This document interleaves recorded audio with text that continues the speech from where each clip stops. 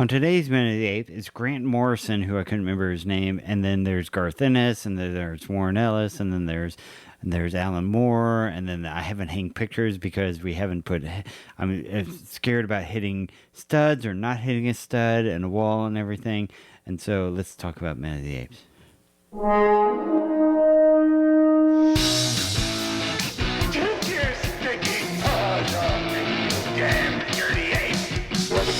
Divine bomb.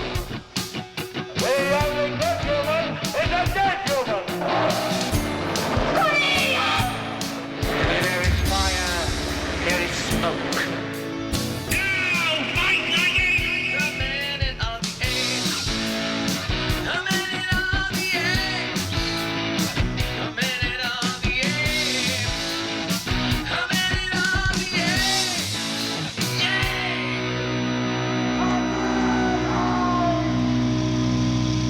Hello and welcome to Minute of the Apes, the daily podcast where we break down every minute of the Planet of the Apes movies 1 minute at a time. I'm Todd, and I'm here to tell Sean that studs are 16 inches apart. And they look just like you.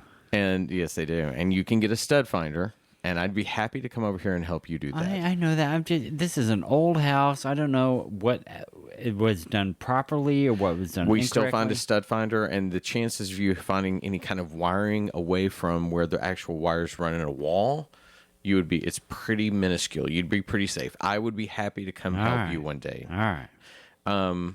That's just being a good friend, by the way, because it's whenever Sean moved into the house, came over and helped a little bit with his Google setup and just because I've been through the house owner bullshit long ago. You got to build your house, though. We did build our house. This is a house from the 40s, the 1940s. Sure. And there's going to have not challenges. The future, the 2040s. But I've got a stud finder. We can walk in here, and within about 10 minutes, we would know where everything is, and you'd be safe. All right. Now, the biggest stud that I have found is over to my left. That's Richard.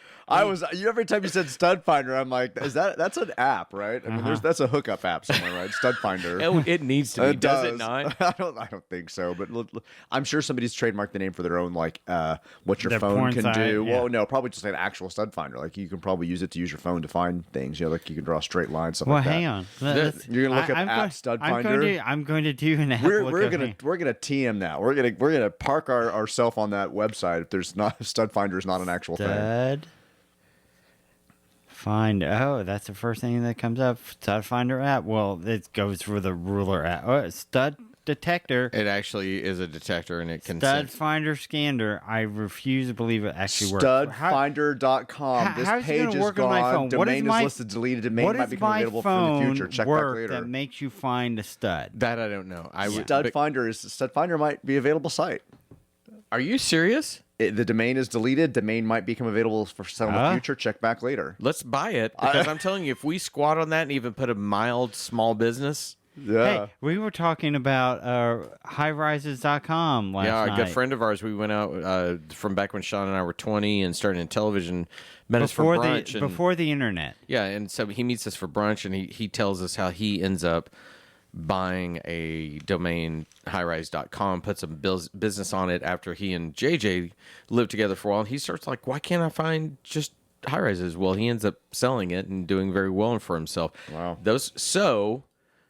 You might, if it says it might become available, you're going to have to negotiate with who owns it. Who owns it? Yeah, But it's been still, deleted, not there, but it's out there somewhere. So yeah. I like it. Let's do it. Let's just start thinking of everything that is a stud finder actually works, but it could be then a stud finder. Could be anything. Yeah, there's a lot of stuff. I mean, I like it's just it. blank finder. It's key finders. It's glasses finder. It's dick finder. It's All right, so let's move on then since we got to Dick Finder. Sean completely took it down a path I didn't think. And so, minute 9, what do you got? all right. We're gonna start minute 9 with Leo taking one last look at that electromagnetic wave, and ends with Leo saying, "All right, Pericles." Here we come, minute 9. Marky Mark, Planet of the Apes.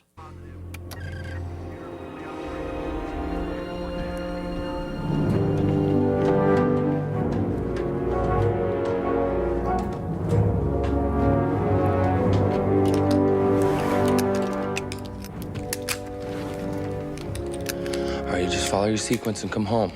Understand? Home.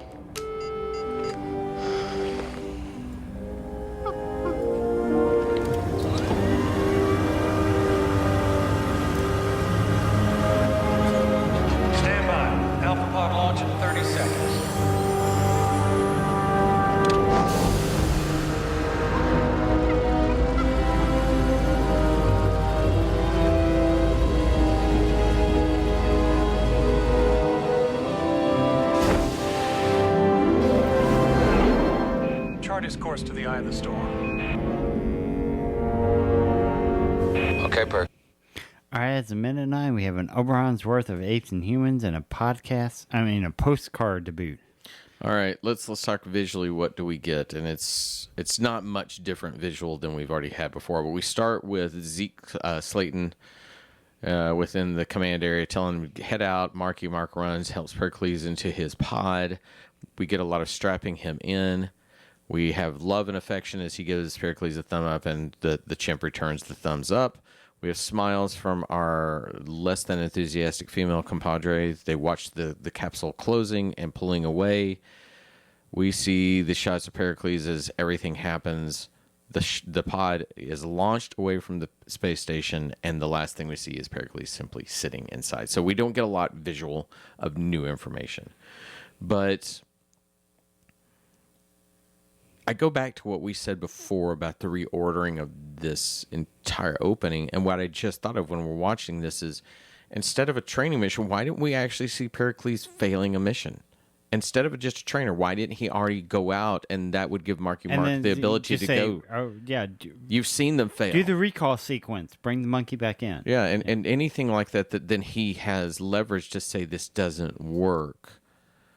So here we are. We're basically launching a chip into space. I don't know. There's a whole lot here to discuss that we haven't already said. I brought up in the first minutes. Now we know it actually happens. You don't have to put gloves on the chimp's hands or feet. So Did you notice that in the minute? yeah. So it's just a helmet on for what I guess safety reasons, and hands and feet don't matter.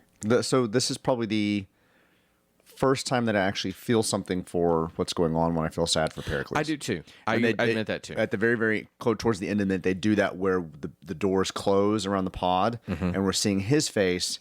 Getting as a little his sad, smile is lost, and he begins to look down, and it goes dark on him. And that's the kind of the first time I feel some real genuine emotion for anything going on in this film is that moment right there. I will give credit to the kind of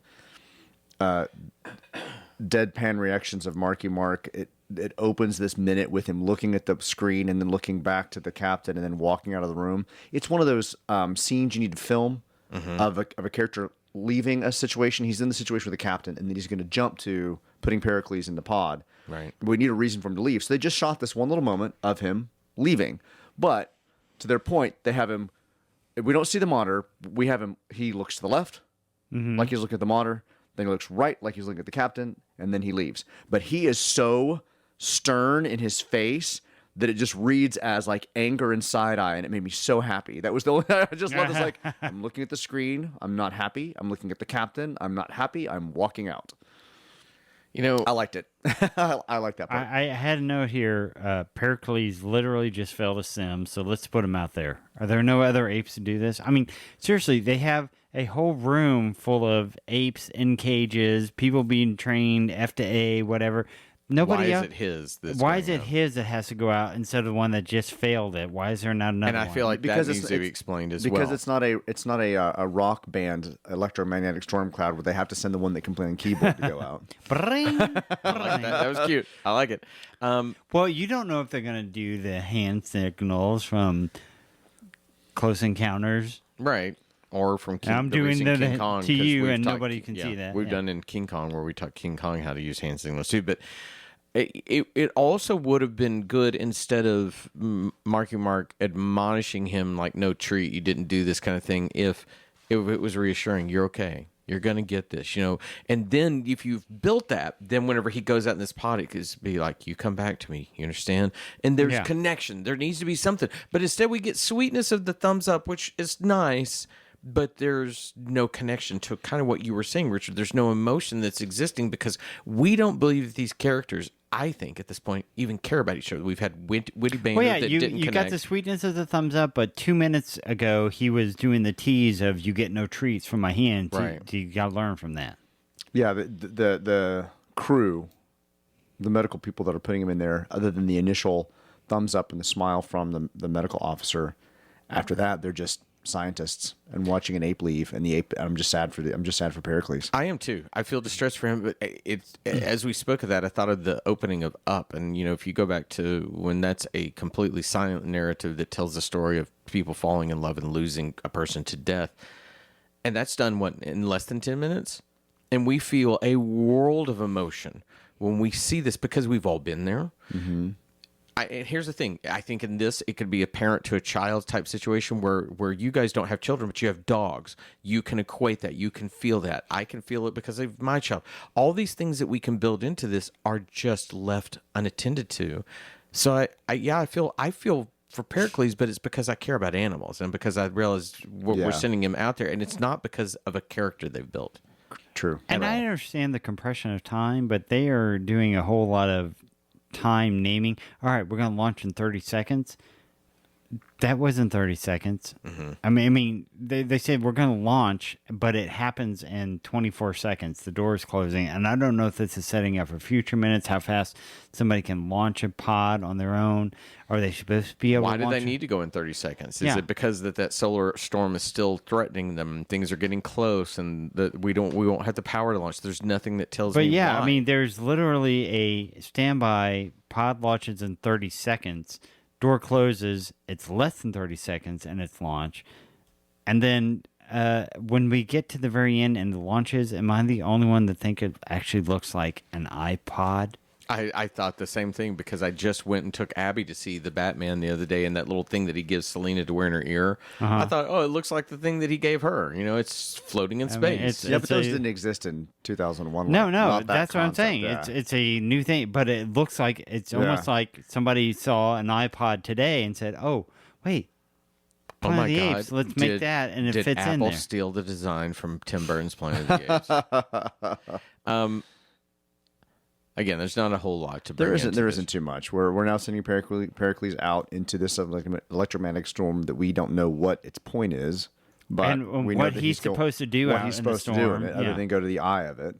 Yeah, I think back to so many, because you brought this up with science fiction, but I think back to so many good science fiction films and how they set these things up. And I think that these ideas we've had, that if you'd had the postcard be something that informed them of the problems at home, if you allowed it to be that even the parents could be saying, we know you love Pericles, you know, you've raised him since he was a baby, you know, or anything that tells us these things makes us feel for Marky Mark in this. And so I almost don't think it's his fault when he's flat. He's not given anything to do outside of be pissed off that they're sending the monkey out there. I mean, even if we're just reading the script as it is, as it shows here, or the stuff that's missing from here, other than the weird back and forth between him and the medical officer, Female, Right. yeah. there's no real emotion in what's happening. No. There's no real. It's just very sterile. Yeah, why doesn't the woman lean over to him and say he's going to be okay? That weird implying, like, I know you well enough to know you're concerned, Right. would help us feel something. It would help us connect, and there's nothing. No one cares. A little bit of hostility in the control room, a little bit of emotion between, or a little bit of banter back and forth between them.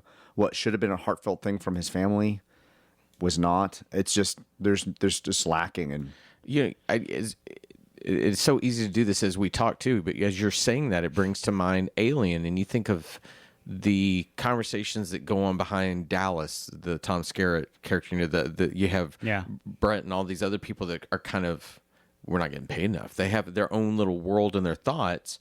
Why aren't these characters like that, where they're questioning Zeke Slayton? Mm-hmm. You know, like, why is he doing this? Well, you know, he's too cavalier. If they were doing that, that helps us too. Right. But there's none of it. None.